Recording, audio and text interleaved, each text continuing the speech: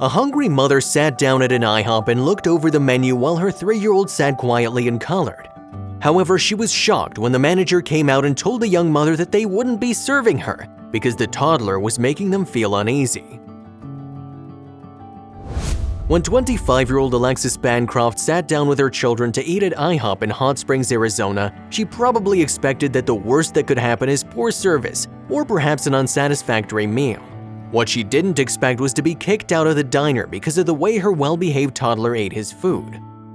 Also, if you have not done so already, please subscribe to our channel and click that notification bell to get inspired by these real-life stories every day. Now, back to the story. Although most customers don't walk into a restaurant anticipating having the perfect experience, few do so with a presumption that they will be subjected to humiliating discrimination. Unfortunately, that's exactly what this young mother faced when she was booted from the popular breakfast chain. Bancroft and her family entered the restaurant and were seated before an employee came by to take their order. Oddly, the young woman had her 3-year-old son William sitting on the table instead of in a chair. That's when the manager noticed what was different about the boy.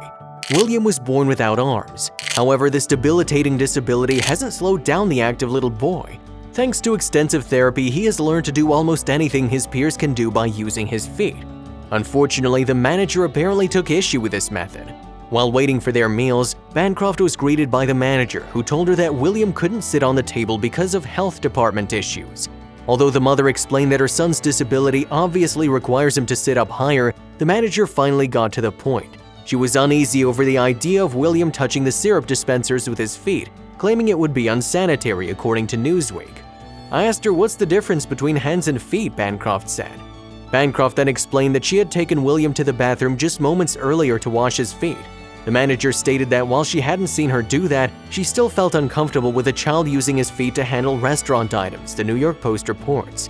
When we got there, I carried him in, took him to the bathroom and washed his feet so he could eat, Bancroft said. I asked her, do you ask all of your customers if they wash their hands before they touch the syrup containers? Bancroft refused to back down, pointing out that they refused to serve her son because of his disability was undeniable discrimination. Realizing that there could be big trouble in the works, the general manager quickly changed her attitude, offering an apology and telling Bancroft that she would no longer deny them service.